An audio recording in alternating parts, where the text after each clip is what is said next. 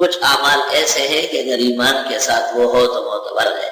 لن تنالوا البر حتى تنفقوا مما تحبون، ہرگز حاصل نہیں کر سکو گے پوری نیکی یہاں تک کہ خرچ کر لو وہ جو تمہیں پسند ہو. پہلے فرمایا العفو، ضرورت سے زیادہ دے دو، اور پھر فرمایا ماں باپ کو دو، رشتہ داروں کو دو. اب فرمایا کہ تم بہترین چیز دیا کرو جو کہ نفقات کے درجات ہوتے ہیں.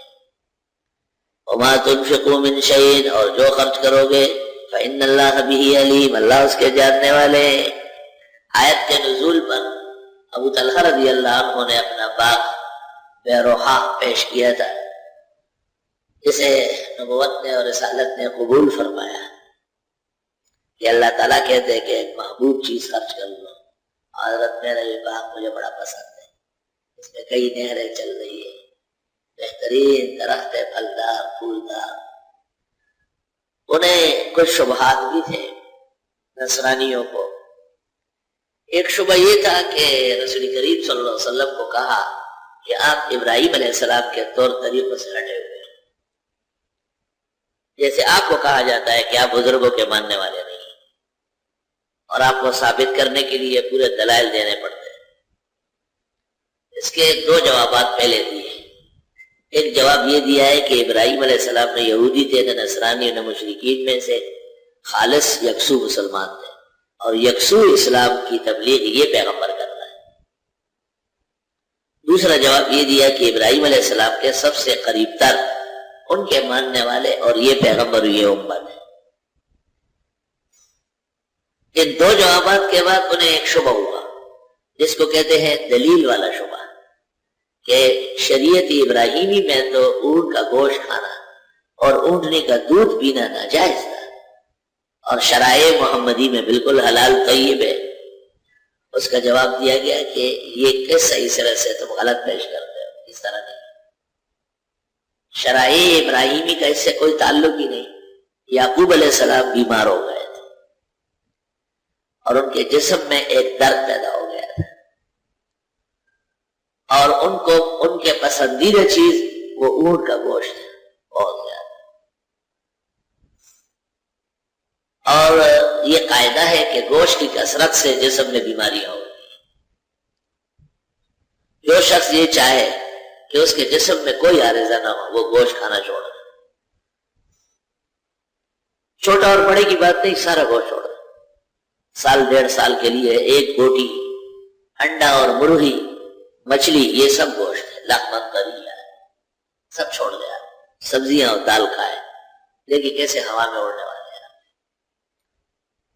بعض اطباء کہتے ہیں کہ گوشت صرف قربانی کے دنوں میں کھائے، کیونکہ اللہ تعالیٰ کی طرف سے مہمانی ہے بندوں. ان الکریم اذا اضاف بلحم، اصولیین کہتے ہیں سخی اور شریف انسان جب کسی کی دعوت کرے تو گوشت ضرور کھلاتا ہے. گوشت کھانا بڑا لذیذ ہے، لیکن گوشت نبھانا آسان کام نہیں. یعقوب علیہ السلام کے جسم میں درد پیدا ہوا، انہیں نساء کی تکلیف ہونے لگی. اللہ تعالیٰ نے کہا یہی محبوب چیز چھوڑ دو. اور یہ قاعدہ ہے کہ معلوم المضرت چیز کا استعمال ناجائز. بلڈ پریشر والے کے لیے تیز نمک مرچ مسالہ منع ہے. حرارت خون تیز ہوتی ہے، حدت پیدا ہوتی ہے. شوگر والوں کے لیے میٹھی چیزیں پھل کیوں نہ ہو مضر صحت ہے. اور طب النبوی میں علماء نے اور صحابی نے لکھا ہے کہ معلوم المضرت چیز کا استعمال ناجائز. تو یعقوب علیہ السلام نے اونٹ کا گوشت کھانا چھوڑ دیا، ورنہ ابراہیم علیہ السلام کے تمام شرائع میں اونٹ کا گوشت اور دودھ حلال ہے. کل الطعام کان حلا لبنی اسرائیل، سارے کھانے حلال تھے ابراہیم اسرائیلیوں کے لیے. طعام مطعومات جتنے سب حلال تھے، یعنی کل الطعام الحلال کان حلا لبنی اسرائیل. ہر وہ کھانا جو واقعتاً حلال تھا اسرائیلیوں کے لیے اجازت تھی. الا ما حرم اسرائیل علی نفسہ، مگر وہ جو منع کیا اسرائیل پیغمبر نے اپنے لیے، من قبل اس سے پہلے ان تنزل التوراۃ، توریت نازل ہوئی. ہمارے بزرگ ہے ٹانک میں تحصیل ٹانگ ڈیرے کے قریب میں ہے، وہاں ایک گزر گیا ہمارے، تو وہ ایک دفعہ یہاں ملنے آئے، بڑے آرام آرام سے چل رہے تھے، چھوٹی چھوٹی آنکھیں تھی، ویسا باتیں کرتے ہوئے سمجھ میں نہیں آ رہا کیا بول رہا ہے، طبیعت بہت خراب تھی۔ 5-6 سال بعد میں نے ایک مجلس میں اس جیسا ایک جوان دیکھا، بالکل۔ میں نے ان سے پوچھا، اس بزرگ کا نام لیا، کہ آپ ان کا پوتا ہے یا بیٹے ہیں؟ کہا وہ میں خود ہوں۔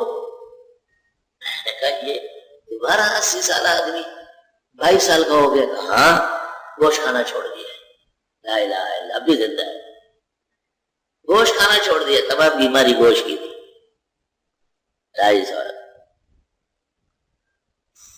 فرمایا کہ کھانے تو اسرائیلیوں کے لیے حلال تھے، یعقوب پیغمبر جن کا نام اسرائیل ہے، انہوں نے اپنے لیے منع کیا تھا علاج کے طور پر، من قبل، اس سے پہلے، ان تنزل التوراۃ، جو توریت نازل کی جاتی، وہ توریت سے پہلے کا واقعہ ہے۔ کمکلو، توریت تو موسیٰ علیہ السلام کو دی گئی، موسیٰ علیہ السلام تو یعقوب علیہ السلام کی آل و اولاد میں سے کئی پشت کے بعد ہے۔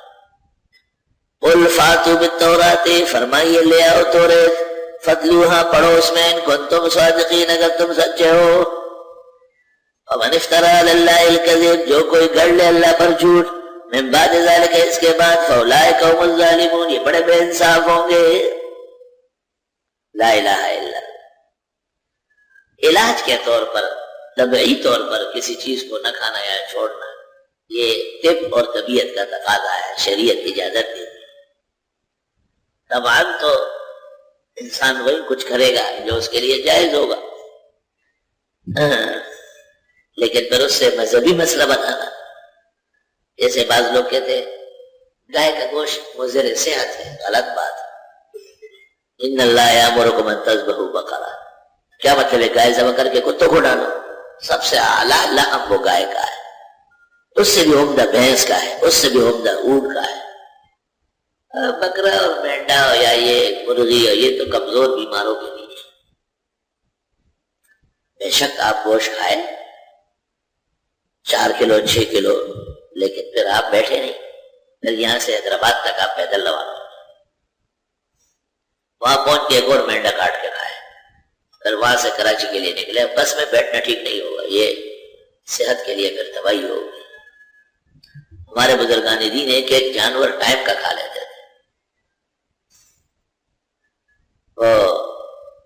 ایک انگریز کے زمانے میں وزیرستان کے لوگوں کو بڑا خوش رکھا تھا کہ ارے ضرور لوگ جنگ نہ کریں، تو فقیر صاحب کی، فقیر ہیپی کی جو فوج تھی، انگریز نے ان کے لیے کھانا مقرر کیا تھا، لیکن انہوں نے اعتراض کیا تھا کہ یہ کھانا کم ہے۔ ایک انگریز افسر آیا، اس نے کہا کتنا ہونا چاہیے؟ کہا فی فرد 1 بکرا روزانہ، فی فرد۔ اس نے کہا یہ کون لوگ کہتے ہیں؟ تو کہنے لگے کہ ہم کہتے ہیں۔ یہ کیوں؟ تو اس آدمی نے ایسے اس انگریز افسر پہ ہاتھ رکھا، گردن پہ، ایک ہاتھ ایسا موڑا، علیحدہ کر لیا، ایسے پہنا، اس طرح کھاتے ہیں اور ایسا کر کے دکھاتے ہیں۔ انگریز سمجھ گئے یہ جو طاقتور لوگ ہیں بہت زیادہ، اور طاقتور آدمی گوشت ہضم کر سکتا ہے۔ شہروں میں اور اس زمانے میں چونکہ چلنا پھرنا تقریباً دشوار ہو گیا، اس لیے گوشت کا مقدار کم سے کم کرنا پڑے گا۔ قل صدق اللہ، آپ فرما دیجئے اللہ سچ فرماتے ہیں۔ فاتبعوا ملت ابراہیم حنیفا، پس تم سب چلو ابراہیم علیہ السلام کی ملت پر، وہ یکسو تھے۔ وما کان من المشرکین، مشرکین میں سے نہیں تھے۔ ابراہیم علیہ السلام کی یادگار ہے، ان اول بیت، بے شک پہلا گھر، وضع للناس، جو بنایا گیا ہے لوگوں کے لیے، للذی، وہی ہے، ببکہ، جو مکے میں ہے۔ ایک لغت مکے کی مکہ بھی ہے۔ مبارکن، برکت والا گھر ہے، وہدی للعالمین، اور ہدایت کا مرکز ہے کائنات کے لیے۔ اللہ تعالیٰ کا گھر جو اللہ تعالیٰ نے پہلے ملائک سے، پھر آدم سے، پھر شیش سے، پھر نوح سے، اور آخری مرتبہ ابراہیم علیہ السلام سے بنوایا۔ فرق صرف یہ ہے کہ گزشتہ بنا جو تھی وہ اکھڑ جاتی، کئی سال غائب بھی ہوئی۔ ابراہیمی تعبیر و تاسیس کے بعد عہد محمدی تک، اور آن حضرت صلی اللہ علیہ وسلم سے لے کے آج تک اور قیامت تک بنائے کعبہ غائب نہیں ہو۔ یہ فرق یاد رکھو. اس سے پہلے کبھی کعبہ ہوتا تھا اور کبھی نہیں ہوتا تھا. شاید اس وجہ سے کسی زمانے میں القدس کو بھی کعبہ بنایا گیا. ضرورت